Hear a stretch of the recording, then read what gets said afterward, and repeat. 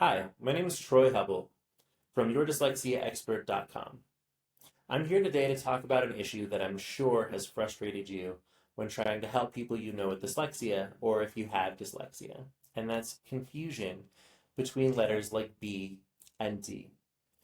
It's actually confusion like this that gave rise to the myth that students with dyslexia see letters differently. It's not true. People who have dyslexia see letters exactly the same way as everybody else. Dyslexia is a phonological processing disability. That means that what's really hard for people who have dyslexia is isolating and manipulating the spoken sounds and words. So, where does this BD confusion come from? And more importantly, how do we help? To answer that, a neurologist named Stanislaus Dehaene tells a really amazing story. Imagine thousands of years ago being a prehistoric human walking through a jungle. All of a sudden, out of the jungle, on your right side comes a tiger. You somehow survive this encounter with a tiger.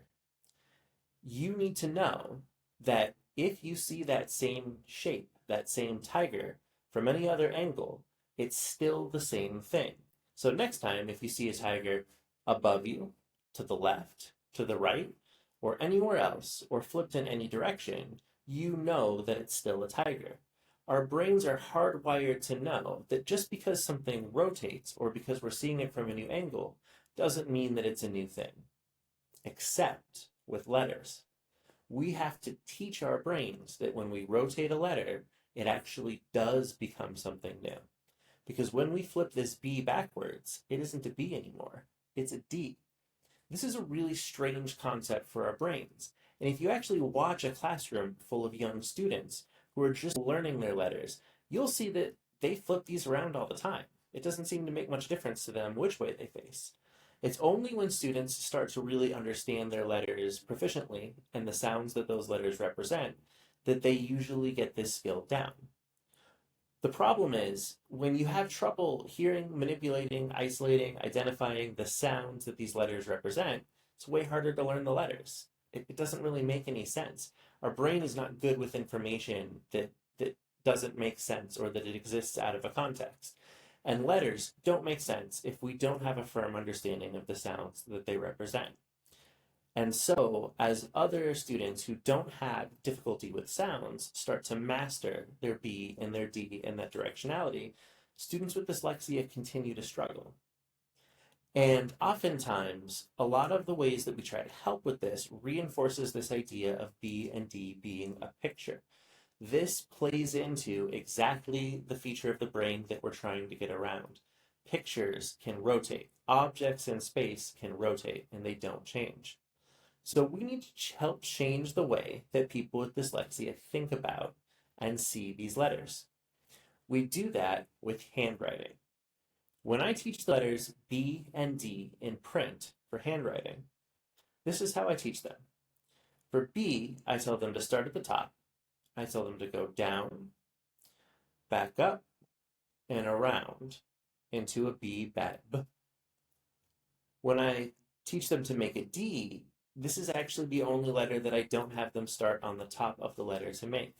I have them make this part first.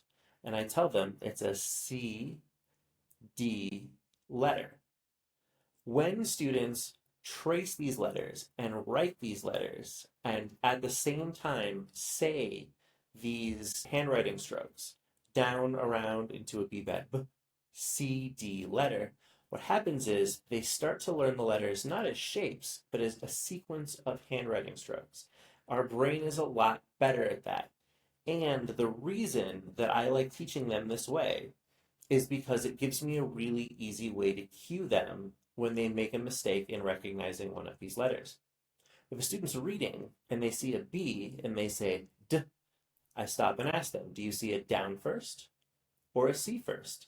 And they begin to learn that if they see a down first, they know it's going to be a B.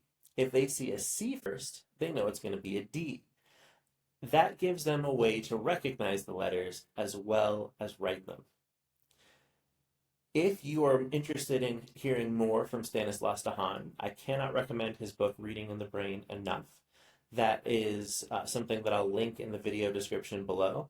As always, please like this video, share with anyone who might need help with this issue, and please subscribe for more tips for how to help the person you know with dyslexia.